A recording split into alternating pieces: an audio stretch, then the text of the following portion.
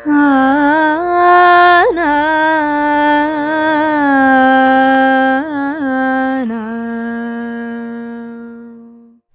Guruvayur devotees ഓൺലൈനിലേക്ക് ഒരിക്കൽ കൂടി എല്ലാവർക്കും സ്വാഗതം. ഇന്ന് മണ്ഡലകാലം 2ാം ദിവസമാണ്. ഇന്നലെ എല്ലാവരും നാമം ജപിച്ചു. ഒരുപാട് പേരുടെ അപ്ഡേഷൻസ് ഒക്കെ കിട്ടിയിരുന്നു. കുറേ പേര് കുറേ കഥകളൊക്കെ സജസ്റ്റ് ചെയ്തിരുന്നു. അപ്പോൾ അതിലത്തെ ഒരു കഥയാണ് അവതാരം കഥ പറയുമോ ചോദിച്ചിട്ടുണ്ടായിരുന്നു. വിഷ്ണുവിൻ്റെയും ഫേവറേറ്റാണ് അവതാരം കഥ. അപ്പോൾ ഇന്ന് അവതാരത്തിൽ നിന്ന് തന്നെ തുടങ്ങാമെന്ന് വിചാരിച്ചു. നമ്മൾ മുമ്പേ അനുസ്മരിച്ചിട്ടുള്ളതാണ്. പക്ഷേ കൃഷ്ണാവതാരം കഥ എത്ര കേട്ടാലേ മതിയാവുക. നമുക്ക് നമ്മുടെ ഉണ്ണികൃഷ്ണൻ ഉണ്ടായ കഥ എത്ര തവണ കേട്ടാലും ബോറടിക്കില്ല എന്ന് തന്നെയാണ് വിചാരിക്കുന്നത്. ആചാര്യൻ്റെ വാക്കുകൾ കടമെടുത്തുകൊണ്ടാണ് പറയുന്നത്. എല്ലാവരും തെറ്റ് എന്തെങ്കിലും ഉണ്ടെങ്കിൽ ക്ഷമിക്കണം. തെറ്റുകൾ അനേകം ഉണ്ടായിരിക്കാം. അദ്ദേഹത്തിൻ്റെ ഒരു പെർഫെക്ഷനൊന്നും എനിക്കൊരിക്കലും വരില്ല. എന്നാലും എല്ലാ തെറ്റുകളും ക്ഷമിക്കും പതിവ് പോലെ എന്ന് വിചാരിച്ചുകൊണ്ടാണ് തുടങ്ങുന്നത്. ആദ്യമായിട്ട് ഈ ഒരു അവതാരം കഥയിൽ നമ്മൾ കാണുന്നത് വളരെ ഗംഭീരമായിട്ടുള്ളൊരു വിവാഹ സൽക്കാരം ആണ് കേട്ടോ. ഈ വിവാഹം ആരുടെയാണെന്ന് ചോദിച്ചാൽ നമ്മുടെ സാക്ഷാൽ ശ്രീ ഗുരുവായൂരപ്പൻ്റെ അച്ഛൻ്റെയും അമ്മയുടെയും വിവാഹമാണ്. ദേവകി ദേവിയുടെയും അതുപോലെ തന്നെ വസുദേവരുടെയും വിവാഹ ചടങ്ങുകളാണ് ആദ്യം തന്നെ പറയാറുള്ളത്. ഈ വിവാഹ ചടങ്ങുകൾക്ക് ഏറ്റവും ഉത്സാഹമായിട്ട് മുന്നിട്ട് നിൽക്കുന്നത് സാക്ഷാൽ കംസൻ തന്നെയാണ് കേട്ടോ. കംസന് ആ ഒരു അനിയത്തിയോട് അത്രയധികം ഇഷ്ടമുണ്ടായിരുന്നു എന്നും ആ ഏട്ടൻ്റെ സ്ഥാനത്ത് നിന്നുകൊണ്ട് എന്തൊക്കെ ചെയ്യാൻ സാധിക്കുമോ അതെല്ലാം ചെയ്തുകൊണ്ട് അദ്ദേഹം ഓടി നടന്നുകൊണ്ട് ആ ഒരു വിവാഹ സൽക്കാരം വളരെ ഗംഭീരമാക്കാൻ ശ്രമിച്ചുകൊണ്ടേയിരുന്നു. അങ്ങനെ ആ വിവാഹ സൽക്കാരത്തിൽ എടുത്തെടുത്ത് പറയേണ്ട അനേകം കാര്യങ്ങളുണ്ടായിരുന്നു കേട്ടോ. കാരണം അനേകം കുതിരകൾ, അനേകം ധനപരമായിട്ടുള്ള കാര്യങ്ങളെല്ലാം ദേവകിക്ക് വേണ്ടി കൊടുക്കുകയാണ്. ഒപ്പം 100 ദാസിമാരെയാണ് പറഞ്ഞേക്കുന്നത്. ഈ ദാസിമാരെല്ലാവരെയും സർവാഭരണ വിഭൂഷിതരാക്കിക്കൊണ്ടാണ് അത്രേ കംസൻ പറഞ്ഞേക്കുന്നത്. ഇത് പറയുമ്പോൾ ആചാര്യൻ പറയാറുണ്ട്, ദേവിക്ക് സ്വന്തം അലമാര പൂട്ടി വെക്കുക എന്നുള്ളൊരു യോഗം വേണ്ടി വരില്ല. കാരണം എല്ലാ ദാസിമാരുടെ കയ്യിലും അത്രയ്ക്കത്ര ആഭരണങ്ങളും എല്ലാം കൊടുത്തയക്കുന്നുണ്ട് കംസൻ എന്ന്. അത്രയും അവനവൻ്റെ ധനസ്ഥിതി കാണിക്കാൻ വേണ്ടിയും അനിയത്തിയോടുള്ള സ്നേഹഭാവം കൂടുതൽ കാണിക്കാൻ വേണ്ടിയുമായിരിക്കണം അദ്ദേഹം എന്തായാലും ഇങ്ങനെ വളരെ ഗംഭീരമായിട്ട് ആ ഒരു വിവാഹം നടത്തി കൊടുത്തത്. വിവാഹം കഴിഞ്ഞ് വരഗൃഹ പ്രവേശത്തിനായിട്ട് വധൂവരന്മാർ ഇറങ്ങുന്ന സമയത്ത് അദ്ദേഹം പതിവ് പോലെ തന്നെ എല്ലാവർക്കും വളരെ വിഷമവും ആ വധുവിനെ കെട്ടിപ്പിടിച്ച് കരയിലൊക്കെ ഉണ്ടായ ആ സമയത്ത് കംസൻ പറഞ്ഞു അത്രേ, ഞാൻ തന്നെയാണ് തേര് തെളിച്ച് അവിടം വരെ കൊണ്ടാക്കുന്നത് എന്ന്. അദ്ദേഹത്തിന് ആ ഒരു സ്നേഹാധിക്യം കൊണ്ടേ എന്താ ചെയ്യേണ്ടത് നിശ്ചല്യ. അപ്പം അദ്ദേഹം പറഞ്ഞു അത്രേ, ഞാൻ തന്നെയാണ് ദേവകിയെ ആ വരഗൃഹ പ്രവേശത്തിനായിട്ട് കൊണ്ടുപോകുമ്പോൾ തേര് തെളിച്ച് മുന്നിൽ പോകുന്നത് എന്ന് പറഞ്ഞുകൊണ്ട് ആ തേരാളിയൊക്കെ മാറ്റിക്കൊണ്ട് അദ്ദേഹം തന്നെ നേരിട്ട് കയറിയിരുന്ന് തേര് തെളിച്ച് ആ ഒരു വാദ്യഘോഷങ്ങളും ആഘോഷങ്ങളെല്ലാം 2 അടി മുന്നോട്ട് നടന്ന സമയത്താണ് ആകാശത്ത് നിന്ന് ഒരു ശരീരം കേൾക്കാനിടയായത്.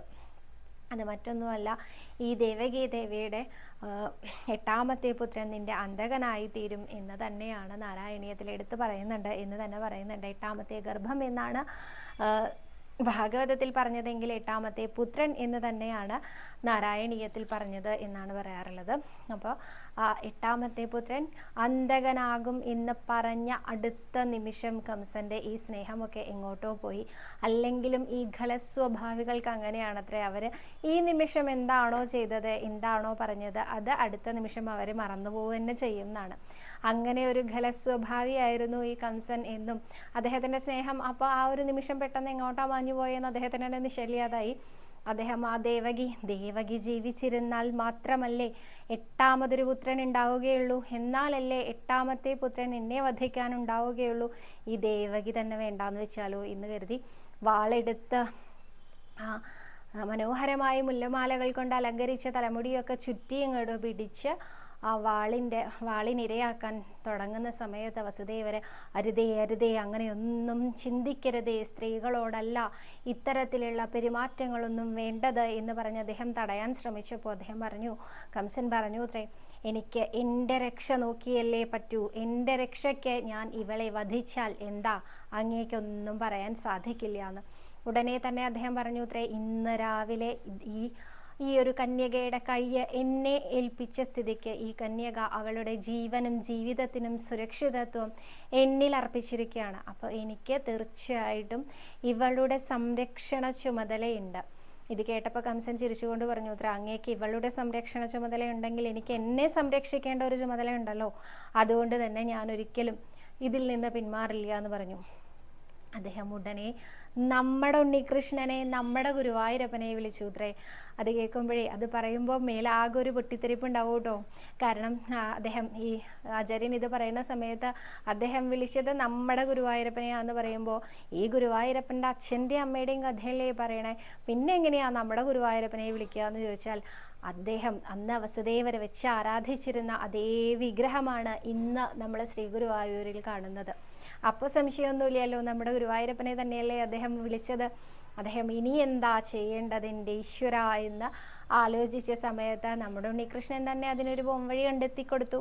അദ്ദേഹം അടുത്ത നിമിഷം പറഞ്ഞു അത്രേ, ദേവകി അല്ലല്ലോ അങ്ങയുടെ അന്തക എന്ന് പറഞ്ഞത്, 8ാമത്തെ പുത്രൻ എന്നാണല്ലോ.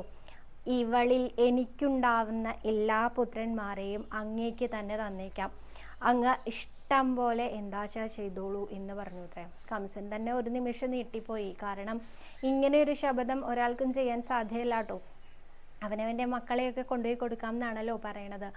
പക്ഷേ വസുദേവർക്ക് പരിഭ്രമമൊന്നും ഉണ്ടായില്ല. വസുദേവരെ വിചാരിച്ചു അത്രേ, എൻ്റെ പുത്രൻ ഇദ്ദേഹത്തിനെ വധിക്കും എന്നാണ് പറഞ്ഞിരിക്കുന്നത്, അല്ലാതെ ഇദ്ദേഹം എൻ്റെ പുത്രനെ വധിക്കും എന്നല്ല പറഞ്ഞിരിക്കുന്നത്.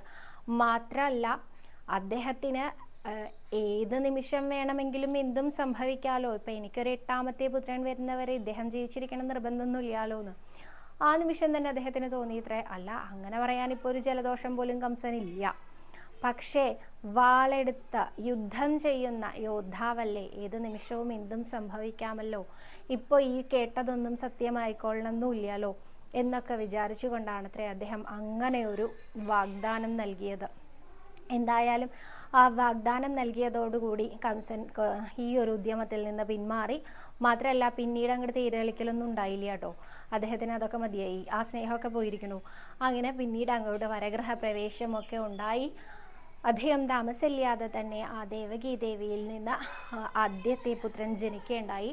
ആദ്യത്തെ പുത്രൻ ജനിച്ച സമയത്ത് കംസന്റെ അടുത്തേക്ക് വേഗം ദേവകിയുടെ അടുത്തിൽ നിന്ന് ഈ ഒരു ഉണ്ണിയെ എടുത്തു കൊണ്ടുപോകുന്ന സമയത്ത് അദ്ദേഹം വിചാരിച്ചു, എന്താ ഇനി ഉണ്ടാവുക, നിശ്ചല്ലല്ലോ എന്നൊക്കെ പറഞ്ഞ് ആ കംസന്റെ മുമ്പിൽ ഈ ഉണ്ണിയെ അങ്ങോട്ട് കൊണ്ടുപോയി കൊടുത്തതും അദ്ദേഹം പറഞ്ഞു ഇത്രേ, വരിക വരിക എന്നൊക്കെ പറഞ്ഞു. സൽക്കാരം സ്വീകരണങ്ങൾ അമ്മാവൻ്റെ വക എന്നൊക്കെ പറഞ്ഞിട്ട് ഒരു മാലയൊക്കെ ചാർത്തിച്ചിട്ട് ദീർഘായുഷ്മാൻ ഭവ എന്ന് പറഞ്ഞ് അനുഗ്രഹിച്ചു വിട്ടു എന്നാണ് ആചാര്യൻ പറയാറുള്ളത് കേട്ടോ. ഇത് കേൾക്കുന്ന സമയത്ത് ഇത്തരം ആളുകളുടെ അനുഗ്രഹം ഉണ്ടായാൽ നേരെ വിപരീതമേ ഭവിക്കൂ എന്ന് തോന്നുമാറാണ് അടുത്ത രംഗം വരുന്നത്. അതിനു മുൻപായിട്ട് ഈ ഭൂമിയിൽ അധികം അസുരന്മാർ അല്ലെങ്കിൽ ആസുരികതയുള്ളവർ ദുഷ്ടന്മാരാൽ നിറഞ്ഞപ്പോൾ ഭൂമിദേവി ഒരു പശുവിൻ്റെ രൂപം എടുത്തുകൊണ്ട് അവിടെ ഭഗവാന്റെ അടുത്തേക്ക്, ബ്രഹ്മദേവൻ്റെ അടുത്തേക്ക് ചെന്നിട്ട് ബ്രഹ്മദേവനോട് പറഞ്ഞു അത്രേ, എനിക്ക് ഈ ഭാരം സഹിക്കവയ്യാതായിരിക്കുന്നു, ഈ ദുഷ്ടനിഗ്രഹമൊക്കെ അങ്ങ് എന്തുകൊണ്ടാണ് ശ്രദ്ധിക്കാതെ വിടുന്നത്, അല്ലെങ്കിൽ ദുഷ്ടനിഗ്രഹത്തിനുള്ള സമയമായില്ലേ എന്ന് ചോദിച്ചുകൊണ്ട് ഒരു അപേക്ഷ കൊടുക്കാൻ വേണ്ടി പോയി. ആ സമയം ബ്രഹ്മദേവൻ പറഞ്ഞു അത്രേ, ഞാനല്ലല്ലോ സംഹാരമൂർത്തിയായിട്ടുള്ള സാക്ഷാൽ മഹാദേവനെ തന്നെ നമുക്കിതിനു വേണ്ടി സമീപിക്കാം എന്ന്. മഹാദേവൻ്റെ അടുത്തേക്ക് ചെന്നു. മഹാദേവൻ പറഞ്ഞു, ഇതിന് നല്ലത് ഞാനല്ലാട്ടോ, നമുക്ക് എല്ലാവർക്കും കൂടെ ചേർന്ന് ആ മഹാവിഷ്ണുവിൻ്റെ അടുത്തേക്ക് ചെല്ലാം, മഹാവിഷ്ണുവിനോട് നമുക്ക് അപേക്ഷിക്കാം എന്ന് പറഞ്ഞു.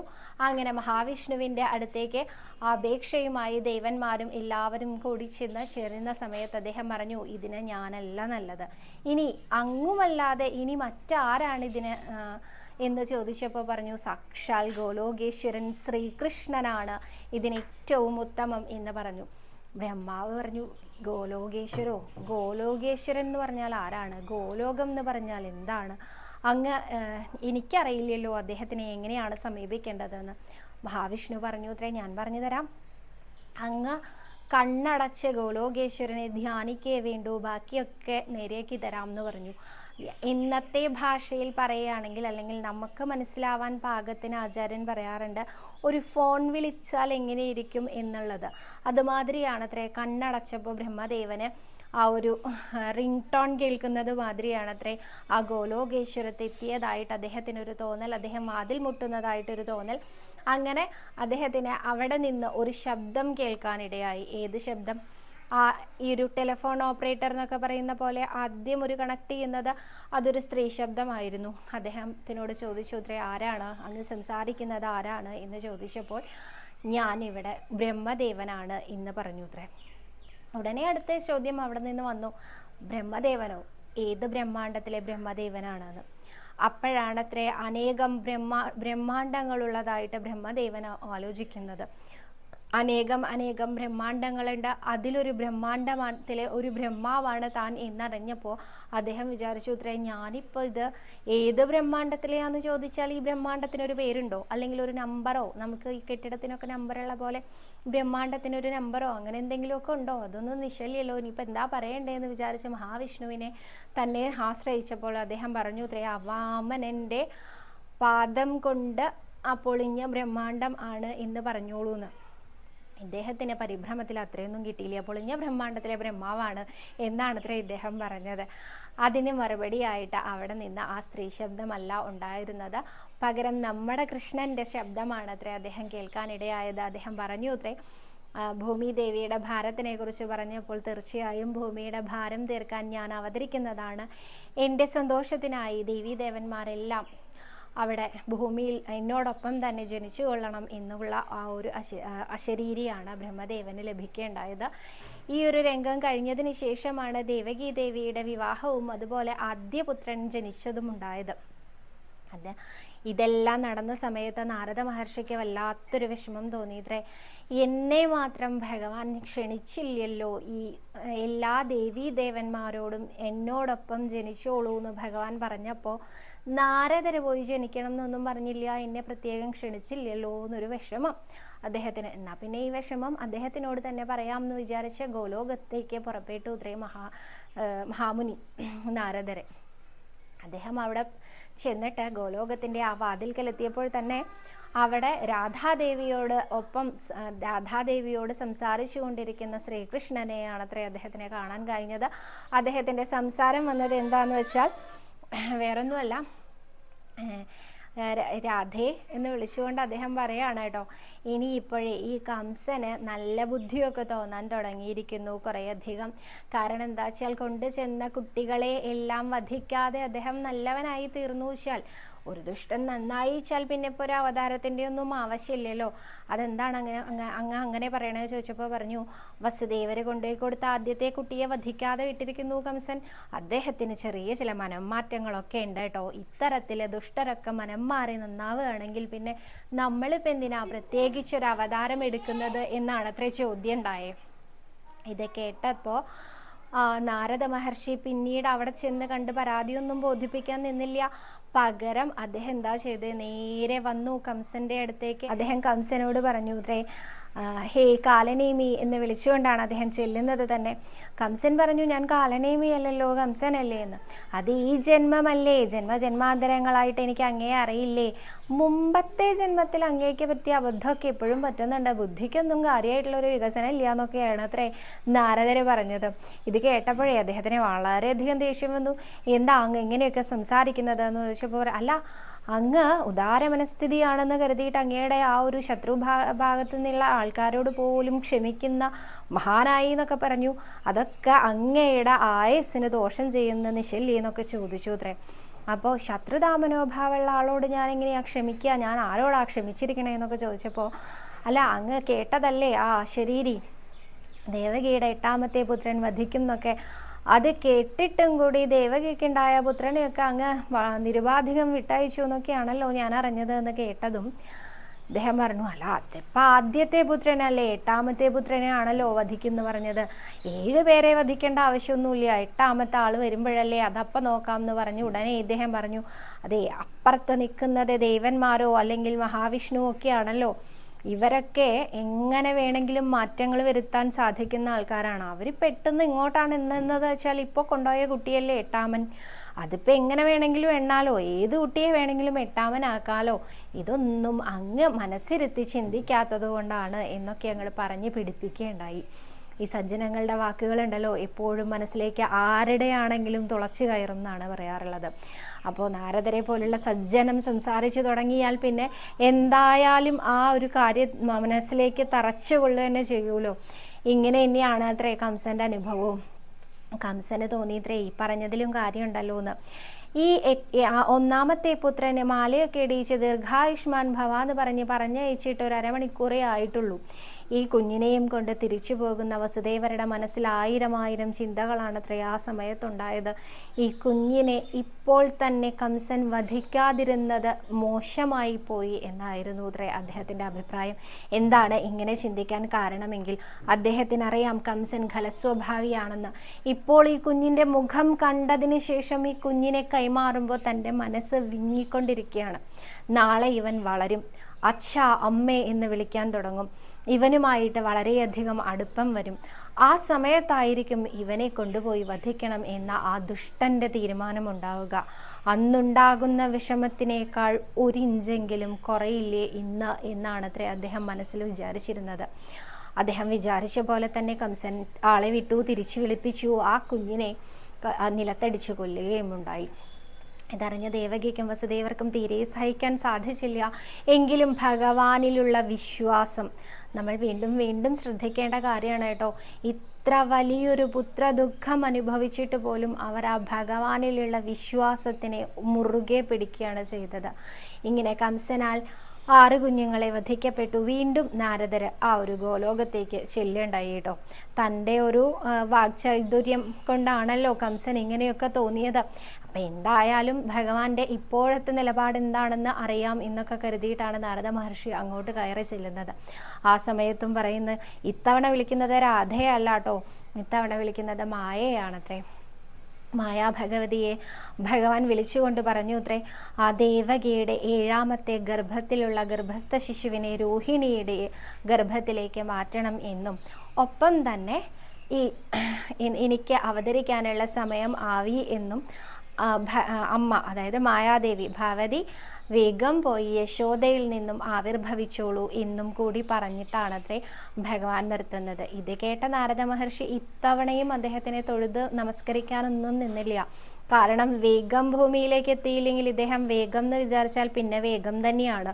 അപ്പം നാരദര ഭൂമിയിലേക്ക് എത്തുമ്പോഴേക്കും ഇദ്ദേഹത്തിൻ്റെ അവതാരവും അവതാര ലക്ഷ്യവും ഒക്കെ കഴിഞ്ഞ് തിരിച്ചു പോയിട്ടുണ്ടായിരിക്കും. അതുകൊണ്ട് തന്നെ നാരദ മഹർഷി വിഷ് ചെയ്യാനൊന്നും നിൽക്കാതെ വേഗം തിരിച്ചു വന്നു എന്നാണ് പറയാറുള്ളത്. ഈ സമയത്ത് ദേവകീദേവിക്ക് 7ാമത്തെ ഗർഭം അലസിപ്പോയി എന്നാണ്.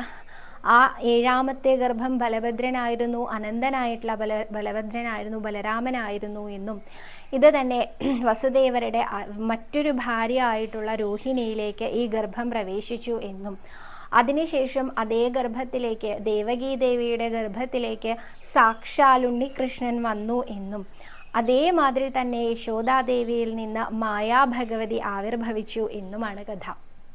ദേവകീദേവിക്ക് 7ാമത്തെ ഗർഭമായി അത് അലസി പോവുകയൊക്കെ ചെയ്തപ്പോൾ കംസനെ വല്ലാത്ത മുഷിച്ചിൽ. എപ്പോഴും ഇങ്ങനെ കുഞ്ഞുങ്ങളെ കൊല്ലുന്നതിലൊക്കെ ഒരു വിരസത തോന്നി തുടങ്ങിയിരിക്കുന്നു.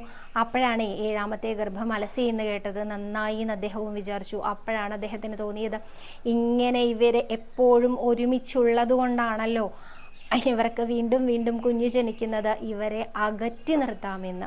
അങ്ങനെ ഇവരെ കാരാഗ്രഹത്തിൽ ബന്ധനസ്ഥരാക്കി, അതും 2 തൂണുകളിലായിട്ട് ബന്ധനസ്ഥരാക്കി. ഒരിക്കലും ഇവർക്ക് ഒരുമിച്ച് സംഗമിക്കാൻ സാധിക്കാത്ത തരത്തിലാണ് അവരെ ബന്ധനസ്ഥരാക്കിയത്. എന്നാൽ നമ്മുടെ ശ്രീ ഗുരുവായൂരപ്പൻ ഒരിക്കലും നമ്മൾ മനുഷ്യർക്ക് കുഞ്ഞുങ്ങളുണ്ടാകുന്ന രീതിയിൽ, നിജമായ രീതിയിലല്ല അദ്ദേഹം ഉണ്ടായിരിക്കുന്നത്. പകരം ഒരു ദിവസം ഈ ഒരു ബന്ധനസ്ഥനായിട്ടുള്ള അവസ്ഥയിൽ വസുദേവരെ കണ്ണടച്ചുകൊണ്ടിരുന്ന് ചിരിക്കുകയാണ് കേട്ടോ. ദേവകിക്ക് അത്ഭുതം തോന്നി. താൻ ഇപ്പോൾ രാജധാനിയിലല്ല, ഒരു രാജാവിൻ്റെ പരിവേഷമില്ല, ഒരു കാരാഗ്രഹത്തിലാണ്, പോരാത്തതിന് ബന്ധനസ്ഥനാണ്. എന്നിട്ടും ഇദ്ദേഹത്തിന് എങ്ങനെയാണ് ഇത്രയധികം സന്തോഷിക്കാൻ സാധിക്കുന്നത് എന്നാണ് ദേവകിക്ക് അത്ഭുതമായത്. ദേവകി ചോദിക്കുക തന്നെ ചെയ്തു, അങ്ങ് എന്തുകൊണ്ടാണ് ഇങ്ങനെ ചിരിച്ചു കൊണ്ടിരിക്കുന്നത്? അങ്ങേക്ക് എങ്ങനെയാണ് ഇത്രയധികം സന്തോഷിക്കാൻ സാധിക്കുന്നത് എന്ന്. അദ്ദേഹം കണ്ണടച്ചുകൊണ്ട് തന്നെ പറഞ്ഞു, ഞാനിതാ കാണുന്നു ആ ഒരു ഉണ്ണിയെ എന്ന് പറഞ്ഞു. സാക്ഷാൽ ഈശ്വരനെ എൻ്റെ ഉണ്ണിയായിട്ട് ഞാനിതാ കണ്ടുകൊണ്ടിരിക്കുകയാണ്. ഇതിൽ പരം സന്തോഷം എനിക്ക് വേറെ എന്താ വേണ്ടതെന്ന് കണ്ണടച്ചുകൊണ്ട് അദ്ദേഹം ചോദിക്കുകയാണ്. ആ സമയത്ത് ദേവകി പറഞ്ഞു, എനിക്കൊന്നും കാണാൻ സാധിക്കുന്നില്ലല്ലോ, അങ്ങ് ആരെയാണ് കാണുന്നതെന്ന്.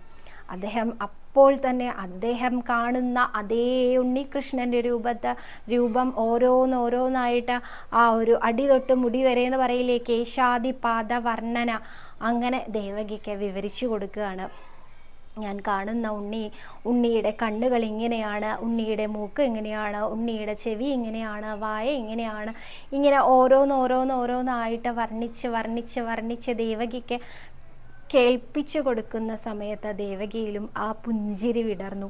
ഉടനെ തന്നെ വസുദേവർക്ക് കാണാതായിത്രേ. വസുദേവർ കണ്ണു തുറന്നിട്ട് പറഞ്ഞു, എനിക്കിപ്പോൾ കാണാൻ സാധിക്കുന്നില്ലല്ലോ എന്ന്. ഉടനെ ദേവകി പറഞ്ഞു, എനിക്ക് കാണാം, എൻ്റെ ഉണ്ണിയെ എനിക്ക് കാണാം എന്ന് പറഞ്ഞു. അപ്പോഴാണത്രേ ഗർഭവതിയായത്. അങ്ങനെയാണ് ആ സാക്ഷാൽ ഈശ്വരൻ നമ്മുടെ ഗുരുവായൂരപ്പൻ ദേവകി ദേവിയിൽ പ്രവേശിച്ചത്. അങ്ങനെ വീണ്ടും ദേവകി ഗർഭിണിയായി എന്നറിഞ്ഞു. കംസനാണെങ്കിൽ ദുഷ്ടത കൂടി പാരമ്യത്തിലെത്തിയിരിക്കുന്നു. ആ സമയത്തുണ്ടല്ലോ, ദേവകി ദേവി പൂർണ്ണ ഗർഭിണിയായ സമയത്ത് കാരാഗ്രഹത്തിൽ ഒരു വിളക്ക് വെച്ചു കൊടുക്കാനുള്ള മര്യാദ പോലും ആ കംസൻ കാണിച്ചില്ല എന്നാണ് പറയാറുള്ളത് കേട്ടോ. കൂരിരുട്ടായിരുന്ന സമയത്ത് ഒരു ഗർഭവതിയായ സ്ത്രീക്ക് എന്തെല്ലാം തരത്തിലുള്ള ആവശ്യങ്ങളുണ്ടായിരിക്കാം, അതിലൊന്നുപോലും സാധ്യമല്ലാതെ വരും. എവിടെയെങ്കിലും തട്ടിത്തടഞ്ഞ് വീണാൽ അതുമായില്ലേ. എന്നാൽ അന്ന് അഷ്ടമിയാണ്. അഷ്ടമിയുടെ അന്ന് ഒരിക്കലും പൂർണ്ണചന്ദ്രൻ വരാൻ സാധ്യമല്ല. പക്ഷേ സാക്ഷാൽ ഈശ്വരനല്ലേ വന്ന് ഭൂമിയിൽ അവതരിക്കാൻ നിൽക്കുന്നത്. തീർച്ചയായിട്ടും ഞാനിങ്ങനെ പകുതി കലയോടുകൂടിയൊന്നും നിന്നാൽ പറ്റില്ല എന്ന് തന്നെയാണ് ആ ചന്ദ്രഭഗവാൻ വിചാരിച്ചത്.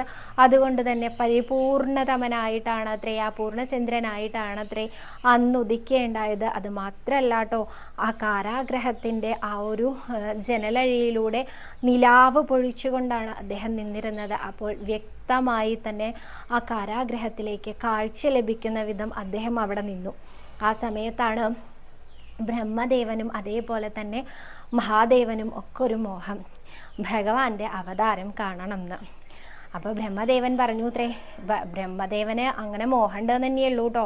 പക്ഷെ അദ്ദേഹത്തിന് ഒരു പേടിയുണ്ട് ഒപ്പം തന്നെ. എന്താ പേടി വേറൊന്നുമല്ല, പണ്ട് ഇങ്ങനെ ഒരു അവതാരം കാണാൻ അദ്ദേഹം ഇടയായി. ഏത് അവതാരമാണെന്നറിയോ? നരസിംഹേ. പേടിയായി എന്ന് മാത്രമല്ല, അവിടെ നിന്ന് ഓടിപ്പോയാലോ എന്ന് വരെ അദ്ദേഹം വിചാരിച്ചതാണത്രേ. അപ്പം ഇപ്പം വരാൻ പോകുന്ന ഉണ്ണികൃഷ്ണൻ അതിപ്പം എങ്ങനെയാ നിശ്ചല്യല്ലോ, എന്നാൽ കാണാതിരിക്കാനും വയ്യ. അപ്പം അദ്ദേഹം പറഞ്ഞു മഹാദേവനെ വിളിച്ചിട്ട്, അതേ ഞാനിപ്പോൾ ഈ അവതാരം കാണണമെന്നാണ് വിചാരിക്കണത്, അതിനിപ്പോൾ എന്താ ചെയ്യേണ്ടേ നിശ്ചല്യ. അപ്പോൾ മഹാദേവൻ പറഞ്ഞു ഇത്രേ, അച്ഛൻ എന്തിനാണ് പരിഭ്രമിക്കുന്നത്? ഒട്ടും പരിഭ്രമം വേണ്ട.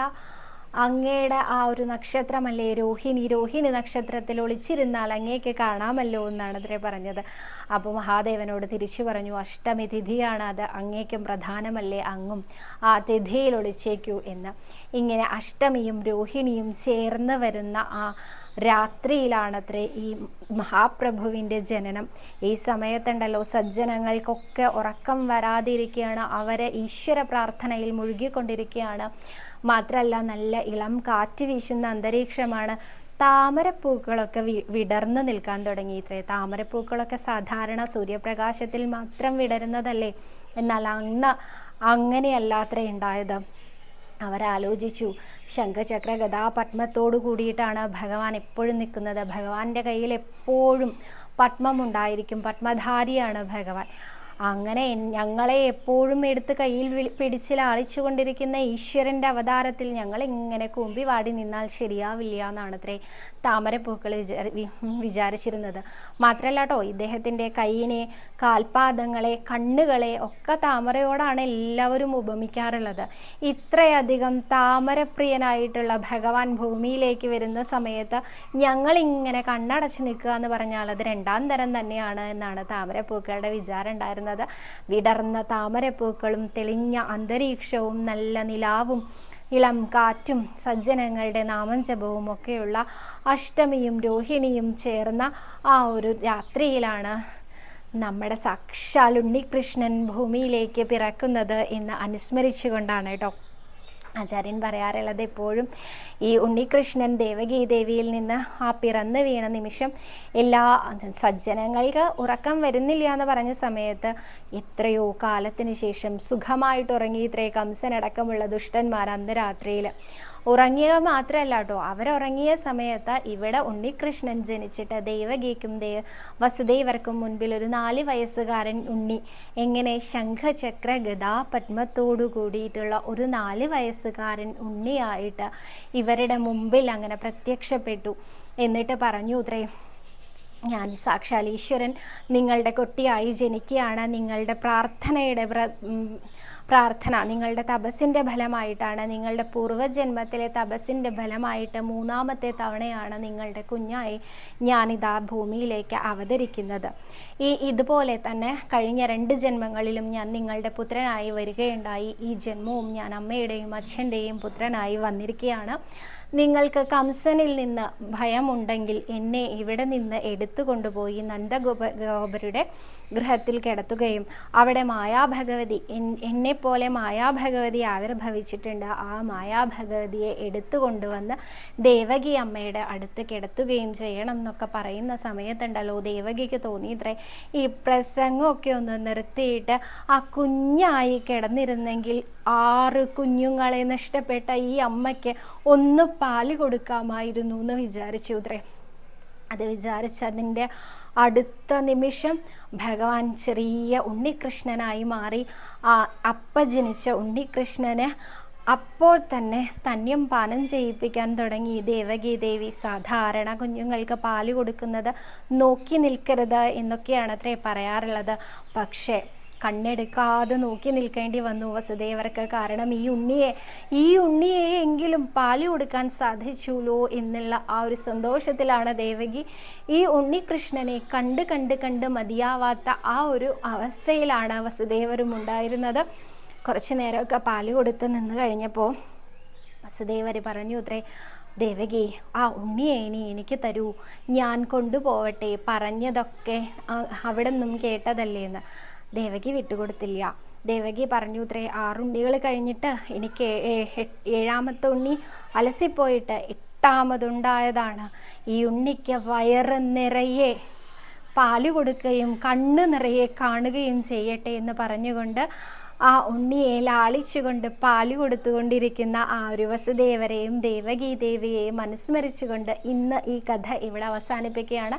മറ്റൊന്നും കൊണ്ടല്ല, ഒരു രാത്രി മുഴുവൻ നമ്മുടെ ഉണ്ണികൃഷ്ണൻ, നമ്മുടെ ഗുരുവായൂരപ്പൻ ദേവകിയോടും വസുദേവരോടും ഒപ്പം തന്നെ ഇരിക്കട്ടെ. ഇങ്ങനെയാണ് ആചാര്യൻ എപ്പോഴും അനുസ്മരിക്കാറുള്ളത്. നാരായണീയത്തിൻ്റെ കഥ പറയുമ്പോൾ ഇനിയും മുന്നോട്ട് പോയെങ്കിലും അദ്ദേഹം ഇവിടെ വെച്ച് ആ കഥ അവസാനിപ്പിക്കാറുണ്ട്. മറ്റൊന്നിനും വേണ്ടിയല്ല, ആ അമ്മയുടെ അടുത്ത് ആ ഉണ്ണികൃഷ്ണൻ ഇരിക്കട്ടെ എന്ന് പറഞ്ഞുകൊണ്ടാണ്. ഇനി ഈ ഉണ്ണികൃഷ്ണനെ നമുക്കൊന്ന് കാണണ്ടേ എന്ന് അദ്ദേഹം ചോദിക്കാറുണ്ട് കേട്ടോ. അതിന് വില്വമംഗലം സ്വാമിയാരോടൊപ്പം നമുക്ക് പോയിട്ട് ആ ഉണ്ണികൃഷ്ണനെ കാണാം എന്ന് പറയാറുണ്ട്. ചെറിയ ഉണ്ണികൃഷ്ണൻ ഇപ്പോൾ ഇങ്ങോട്ട് ഉണ്ടായിട്ടേ ഉള്ളൂ. എന്നാൽ ആ തലമുടി കണ്ടാലോ, ചുരുണ്ട ആ തലമുടി, ആ തലയിൽ നിറയെ തലമുടിയാണ്. മുഖത്തേക്ക് കുനുകുന്തളങ്ങളായി വീണ് കിടക്കുന്ന ആ ഉണ്ണികൃഷ്ണൻ്റെ മുഖം, ഒപ്പം തന്നെ ആ ഉണ്ണികൃഷ്ണൻ്റെ നീണ്ട പിരുകങ്ങൾ. ആ പിരുകത്തിലൊക്കെ ഇപ്പം ഉണ്ടായ കുട്ടികൾക്ക് അത്രയൊന്നും പിരുകത്തിന് കറുപ്പും ഷെയ്പ്പും ഒന്നും ഉണ്ടാവില്ല. എന്നാൽ നമ്മുടെ ഉണ്ണികൃഷ്ണന് നല്ല നീണ്ട പിരുകം, നീണ്ട വിടർന്ന കണ്ണുകൾ. ആ കണ്ണുകളിലൂടെ നമ്മളെല്ലാവരെയും നോക്കിക്കൊണ്ട് പുഞ്ചിരി തൂക്കി കിടക്കുന്ന, പാൽപുഞ്ചിരി തൂക്കി കിടക്കുന്ന ചെറിയ ഉണ്ണികൃഷ്ണനെ ഒന്നും ഉടുത്തിട്ടില്ല കേട്ടോ. ഉടുക്കാപ്പേട്ടിയായിട്ടുള്ള കുഞ്ഞു ഉണ്ണികൃഷ്ണനാണ്. എന്നാൽ സർവാഭരണ വിഭൂഷിതനാണ് എന്നാണ് വില്വമംഗല സ്വാമിയാരെ പറയാറുള്ളത് കേട്ടോ. ഈ ഒരു സമയം വന്നപ്പോൾ ഉണ്ണികൃഷ്ണൻ ചോദിച്ചു ഇത്രേ വില്വമംഗലത്തിനോട്, കഷ്ടമെൻ്റെ സ്വാമിയാർക്ക് സ്വന്തമായിട്ട് ഉണ്ണി ഉണ്ടായൊന്നും പരിചയമില്ലാത്തതുകൊണ്ടാവൂല്ലേ, അതെന്താ അങ്ങനെ പറഞ്ഞത്? ഇപ്പം ജനിച്ച കുഞ്ഞുങ്ങൾക്ക് എവിടെയെങ്കിലും സർവാഭരണ വിഭൂഷിതരാണ് എന്ന് കേട്ടിട്ടുണ്ടോ? ചില അമ്മമാരൊക്കെ ചില കുഞ്ഞുടുപ്പുകളൊക്കെ തയ്പ്പിച്ച് വെക്കുക എന്നൊക്കെ കേട്ടിട്ടുണ്ട്. എന്നാൽ ആഭരണം വാങ്ങി വെക്കുക എന്ന് എവിടെയും കേട്ടിട്ടില്ല. ഈ ആഭരണങ്ങളൊക്കെ ഇട്ടുകൊണ്ടാണോ ഉണ്ണികൃഷ്ണൻ അങ്ങേ ലോകത്തുനിന്ന് വന്നത് എന്ന് ചോദിച്ചപ്പോൾ വില്വമംഗലം സ്വാമിയാർ പറഞ്ഞു ഇത്രേ, അതെ, ഇപ്പം ജനിച്ച ഏതെങ്കിലും ഒരു കുഞ്ഞിനെ 4 വയസ്സുകാരൻ ശംഖുചക്ര കഥാപത്മത്തോടുകൂടി അങ്ങ് കാണുകയുണ്ടായിട്ടുണ്ടോ? അതില്ല. എന്നാൽ അങ്ങനെയുള്ള ഉണ്ണിക്ക് സർവ്വ ആഭരണങ്ങളും ആവാം, ഇതെൻ്റെ കൽപ്പനയാണെന്നത്രേ വില്ലുമംഗലം സ്വാമിയാർ പറഞ്ഞത്. എന്തായാലും സ്വാമിയാരുടെ ഉണ്ണികൃഷ്ണനെ നമ്മൾക്കും കണ്ണു നിറയെ കണ്ടു തൊഴാം. നാളെ ഉണ്ണികൃഷ്ണൻ അമ്പാടിയിലേക്ക് പോയിക്കോട്ടെ. ഇന്ന് എന്തായാലും ദേവകി ദേവിയുടെ ആ സ്തന്യം പാനം ചെയ്തുകൊണ്ട് വസുദേവരാൽ ലാളിക്കപ്പെട്ടുകൊണ്ട് നമ്മുടെ ഉണ്ണികൃഷ്ണൻ സുഖമായി ഉറങ്ങട്ടെ. നാളെ കാണാം. നന്ദി.